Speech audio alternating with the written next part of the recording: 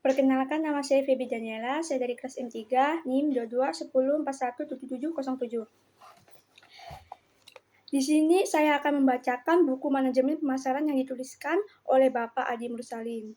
Ringkasan bab 2, perkembangan pemasaran di abad 21.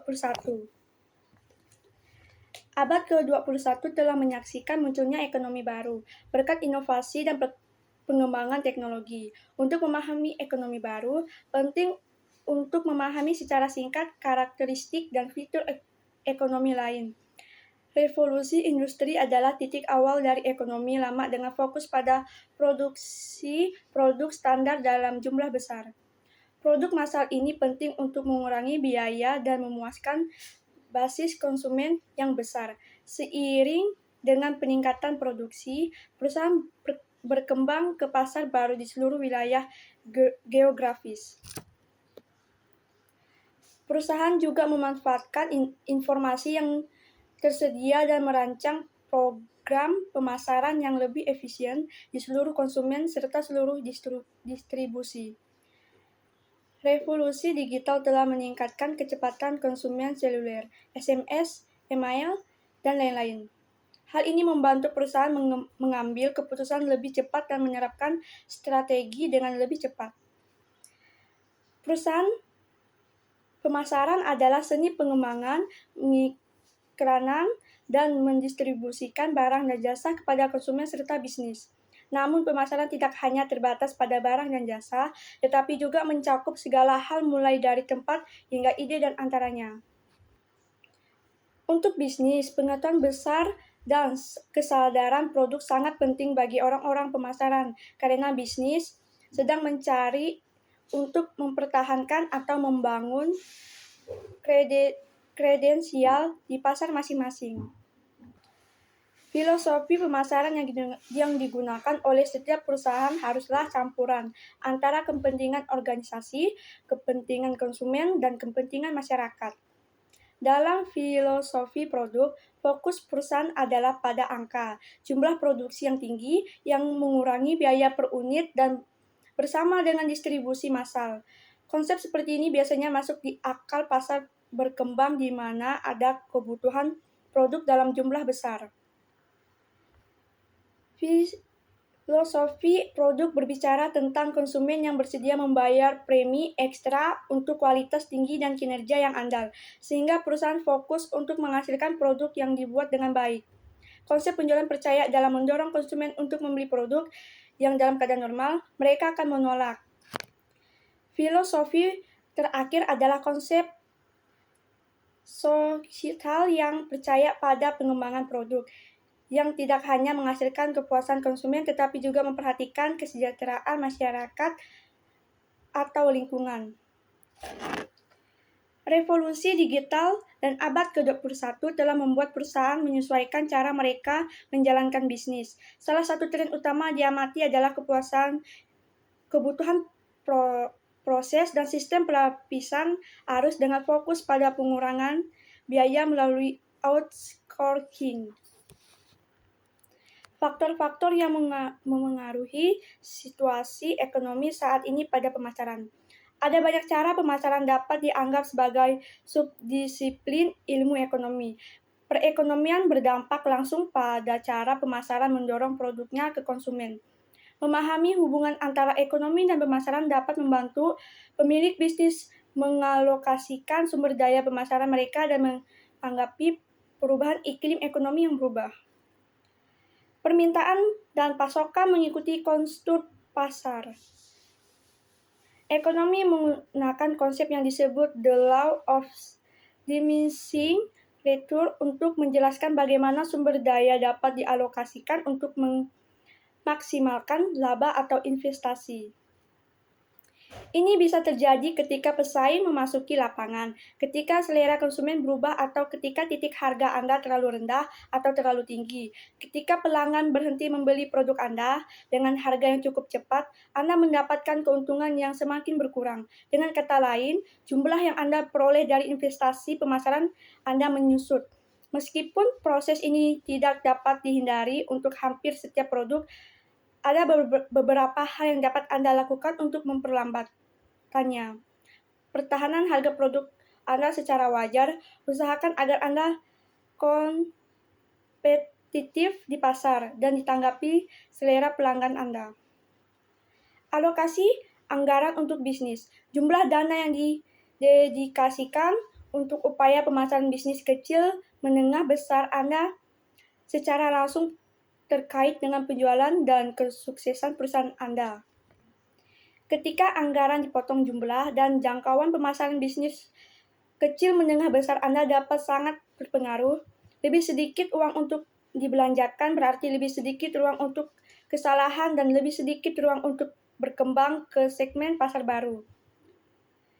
Alih-alih mengurangi, ubah pendekatan Anda dan belanjakan lebih cerdas. Targetkan hanya segmen yang dia jamin akan mendapatkan pendapatan dan kembali ke pasar hingga anggaran dapat ditinggalkan dan aktivitas pemasaran normal dapat dilanjutkan lagi. Ekonomi nasional. Ekonomi nasional mempengaruhi hampir setiap bisnis kecil dan perusahaan besar dengan hampir semua cara yang memungkinkan. Ketika konsumen menghasilkan lebih sedikit, mereka menghasilkan lebih sedikit. Dan ini bisa menjadi masalah terbesar Anda. Ketika terjadi kemerosotan ekonomi nasional atau global, Anda mungkin harus menyusun ulang pesan, teknik, dan tujuan pemasaran Anda. Misalnya, jika ekonomi sedang turun secara keseluruhan, pesan Anda harus fokus pada nilai dan kebutuhan daripada kemewahan atau gaya.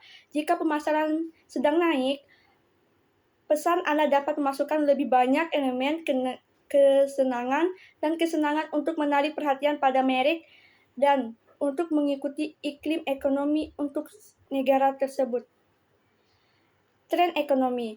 Tren ekonomi seperti tren fashion, mereka bergeser secara teratur dan berdasarkan pada sejumlah faktor konkret dan tidak berwujud. Misalnya, konsumen mungkin tiba-tiba memutuskan untuk menghabiskan banyak uang untuk suatu jenis atau kategori produk berdasarkan penampilan di TV populer atau film blockbuster. Makmur atau boom times. Pada saat kesuksesan ekonomi, pemasaran Anda bisa mulai tumbuh tak terkendali. Ketika peningkatan pemasaran membawa peningkatan penjualan, banyak bisnis kecil tergoda untuk melipat gandakan upaya mereka dengan harapan menciptakan efek bola salju. Yang sering terjadi dalam kasus ini adalah hilangnya pesan dan hilangnya kendali keseluruhan atau atas inisiatif pemasaran perusahaan. Jika terlalu banyak hal yang mengalir ke terlalu banyak arah pada saat yang bersamaan, efeknya bisa menjadi hancurnya tujuan pemasaran Anda dan hilangnya pangsa pasar. Transaksi persaingan. Bagian dari menanggapi perusahaan ekonomi berurusan dengan persaingan Anda, kecuali Anda sangat beruntung. Bisnis Anda mau tidak mau harus berurusan dengan pesaing yang menawarkan produk serupa dengan harga yang sama atau bahan lebih rendah. Pelanggan mungkin tergoda untuk membeli atau dari pesaing jika Anda tidak menanggapi perubahan ekonomi ini.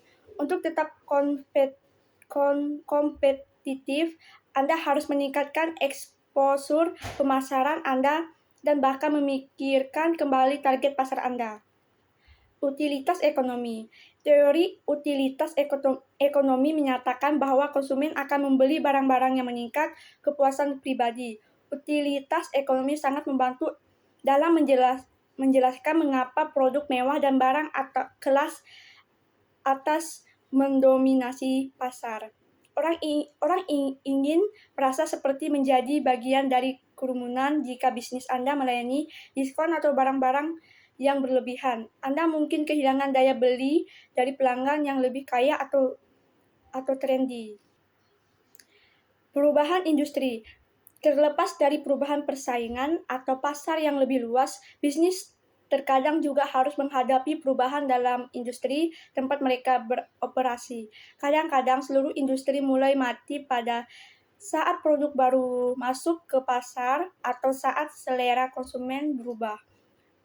Jika Anda menemukan diri Anda dalam posisi flip home, yaitu menjual produk yang tidak lagi tertarik untuk dibeli oleh konsumen, Anda memiliki beberapa pilihan. Fokuskan upaya pemasaran Anda pada sekelompok kecil konsumen yang masih membeli produk atau berusaha memasuki pasar baru dengan memindahkan produk Anda ke sektor terbaru dan dengan pertumbuhan tercepat. Pemasaran di Indonesia. Di Indonesia terdapat beberapa pasar regional yang besar dan lebih banyak ceruk pasar di pasar mikro. Pasar konsumen terbesar di sekitar 17.000 pulau, di mana selera dan preferensi bervariasi. Harga juga bervariasi dengan campuran budaya, ukuran populasi, dan tingkat perkembangan ekonomi berbeda membuat pemasaran di Indonesia menantang.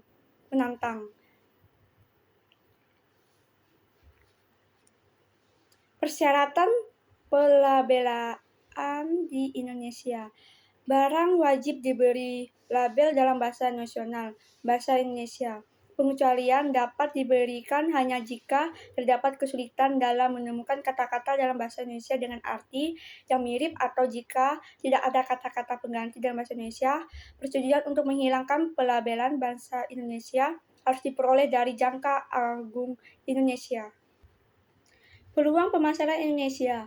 Profil konsumen. Usia median di Indonesia adalah 29,7 tahun pada tahun 2020. 26,2% penduduk berusia antara 0 dan 14 tahun. 67,7% berusia antara 15 dan 64 tahun. Dan 6,05% berusia 65 tahun ke atas. Indonesia berpenduduk lebih dari 270 juta jiwa, separuh adalah laki-laki dan separuh lagi perempuan. 56,4% penduduknya adalah perkotaan dan kota utama dalam hal jumlah penduduk adalah Jakarta, Surabaya, Medan, dan Bandung. Perilaku konsumen Indonesia.